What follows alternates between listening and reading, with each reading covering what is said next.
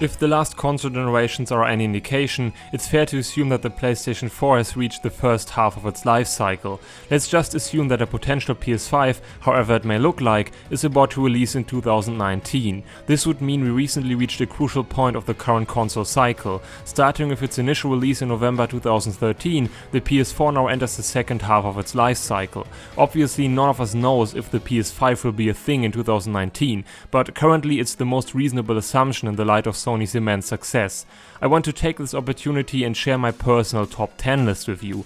Just for clarification, this list doesn't consist of PS4 exclusive games only. I also included cross-platform titles, since this list is supposed to showcase my favorite games of the 8th console generation so far. Last but not least, please keep in mind that this list may lack certain games that in your opinion are absolutely brilliant and should be a part of every good top 10 list. To give just a few examples, Ratchet & Clank, Resogun, The Witness, Neo and Inside won't appear in my list for one of two reasons. Either they belong to a gameplay genre that doesn't appeal to me, or I simply haven't had the time to play them yet. So please, dear Mr. Brainless Internet Troll, keep in mind that this list is nothing more but an opinion. Hard to understand, I know, but everyone is allowed to have one. I don't claim that my list represents the one and only truth regarding the undeniably best games of the current console generation. And I disqualified remasters of already amazing games like The Last of Us. But that's enough damage control. Here are the 10 games that impressed me the most during the first 3 years of the PS4 lifecycle.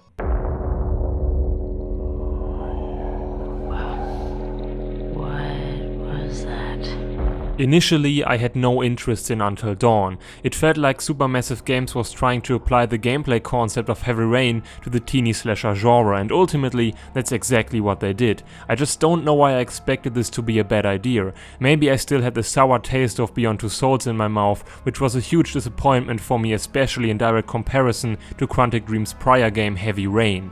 While Heavy Rain had its flaws, the fact that each of the 4 playable characters could die during the course of the story made it to one of the most engaging and unique game experiences I ever had.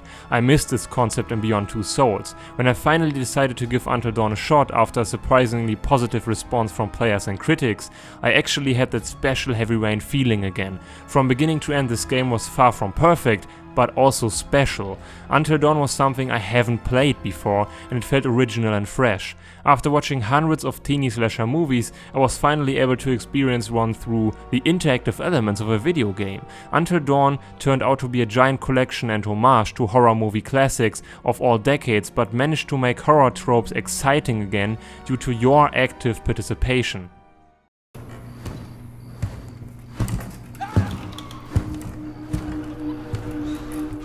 I can't tell you how happy I am to include this game in my list. I am a giant horror aficionado, and as you may have guessed, there wasn't much to be excited about the last couple of years. Hell, I would even say the last decade. The last games that actually scared me and communicated a feeling of tension and anxiety to the player through game mechanics, and not just cheap jump scares, were Dead Space 1 and Amnesia. I was craving for a horror game that actually offered memorable moments of terror and fear. I just didn't expect to get this experience from the highly damaged Resident Evil franchise. Resident Evil 7 is a unique mixture of traditional horror games like the old Resident Evils and combines these mechanics with the first-person perspective of modern horror games. Resident Evil 7 reinvigorated a franchise that was perceived as a lost cause after 2 rather disappointing entries.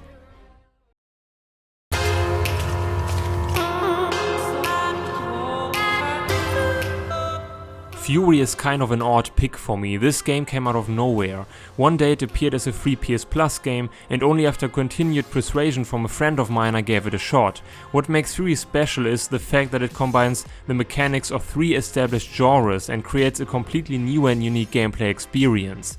Fury implements twin-stick shooter, bullet hell and action game mechanics that have to be mastered by the player in order to defeat the 10 challenging bosses the game throws at you. Fury's concatenation of boss fights is supported by a hypnotizing synthy soundtrack and colorful art style. Together, all these elements create one of the most challenging and rewarding experiences you can possibly find.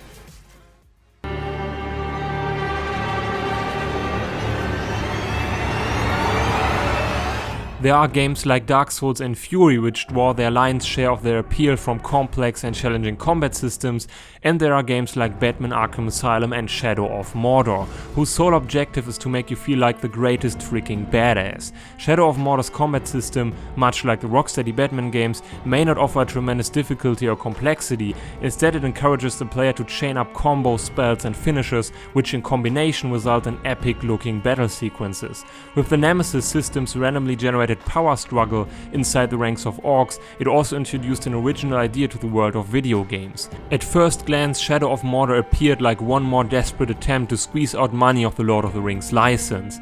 However, for me it ended up as the game that single-handedly saved the dull and uneventful gaming year that was 2014.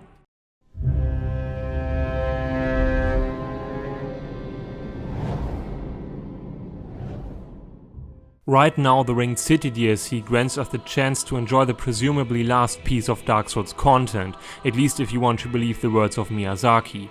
While I would agree with the commonly uttered criticism regarding the lack of new ideas in Dark Souls 3, the entire game felt like one giant farewell and nostalgia trip that remembered me once again why I have fallen in love with the franchise. If Dark Souls 3 is indeed the temporary end for the franchise, then I'm grateful that From Software bid us goodbye on such a high note.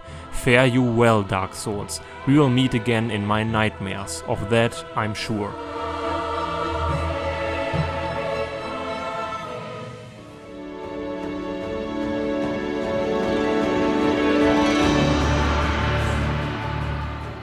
You either hate or love Team Ico games, apparently there's no in between.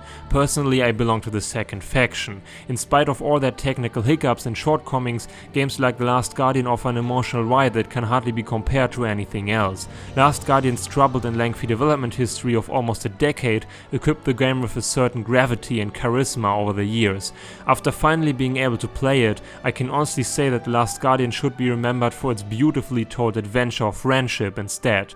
This game is so immensely important because it manages to express a feeling of happiness, sadness, love, mystery and reverence, all through the unique language of video games. My interaction with Trico throughout the course of the journey left me with an emotional gut punch. I missed the special nature of Team Ico games. I for one am glad that there still is a place for unconventional endeavors like The Last Guardian in the modern gaming landscape. For me, this game was a once in a lifetime experience. Vast reaches of wilderness, untamed. Horizon Zero Dawn is by far the freshest release on my list, so fresh in fact that I still haven't had enough time to draw a detailed conclusion for myself. All I can say is that I had high expectations for this game, expectations that Horizon managed to fulfill. The fact that Guerrilla Games dared to tackle a project that is so different and so much more ambitious than everything they've done before makes Horizon to an even greater success than it already is. Horizon is the best looking open world game I've ever played. The world feels organic and new, and the minute-to-minute gameplay is extremely satisfying. The side quest design and character writing definitely needs a little bit of work, but keep in mind that Horizon is Guerrilla's first open world attempt. If Guerrilla is able to fix the few shortcomings that plague the game for a second installment, it is safe to say that PlayStation fans have just gotten an amazing new franchise.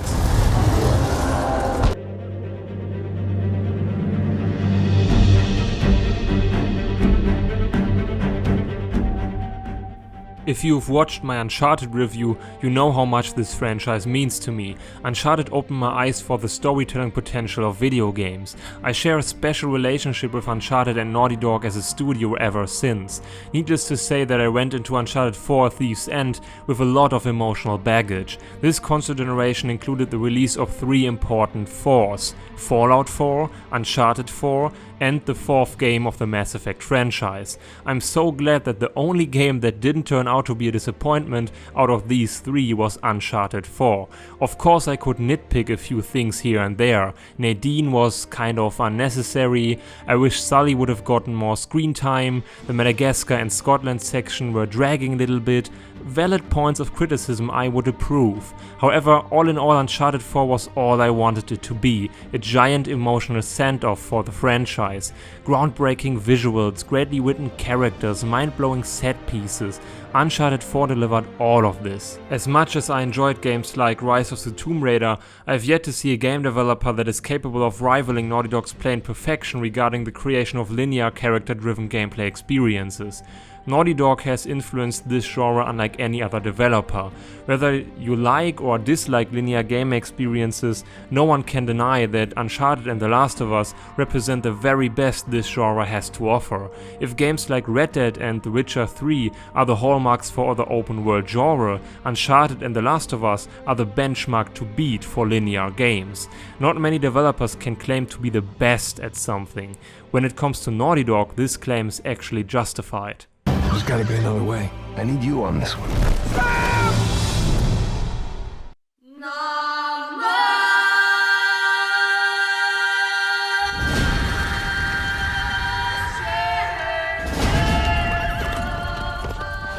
This game could just as well be my number 1. The only reason it fills the number 2 spot is the fact that I have to put something here.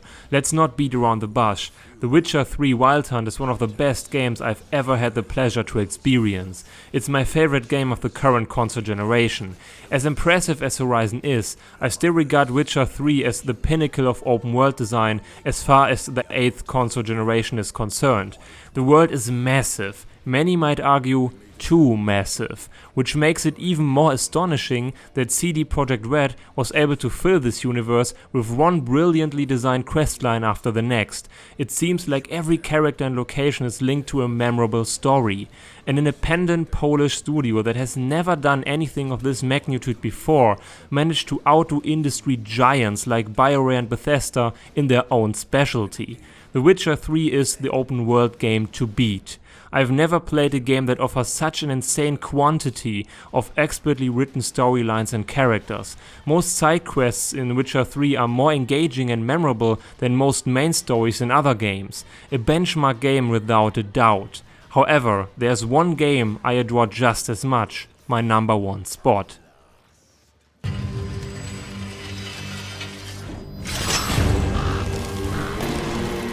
Choosing between Witcher 3 and Bloodborne was my personal Sophie's choice. Okay, I'll admit I'm over-exaggerating. All I want to bring across here is that I cannot make this decision. When it comes to Bloodborne, all I need is a sentence, an image, the slightest musical cue or a familiar sound, and my mind drifts off into the world of Bloodborne. I adore everything about this game, the soundtrack, the art design, the combat system, the lore, hell, even the creepy church weirdo in Cathedral Ward. Bloodborne belongs to the handful of games that burned memories into my brain. I always wanted to find a way into the Dark Souls franchise, but like many I was put off by the high difficulty level and its reputation for not taking the player by the hand. Seems kind of bizarre. A few years later, and I appreciate the Soulsborne franchise for exactly these traits. I started playing Demon's Souls 2 times but got frustrated fairly quickly, which was a shame because what I loved from the start was the overall Dark Souls universe. Desolate, gritty fantasy worlds are right up my alley. When Bloodborne promised a completely new setting and a more fast-paced arcadey combat system, I was determined to dare one last try, and this time the penny dropped. I not only beat Bloodborne, I played it 6 times in a row. Thanks to Bloodborne, I finally found an entry to the Soulsborne franchise and began to understand what components make these games so special. 2 years later and I've beaten every Dark Souls game, Demon's Souls and Bloodborne. In my opinion, Bloodborne is the PS4's greatest exclusive and one of the best games ever made.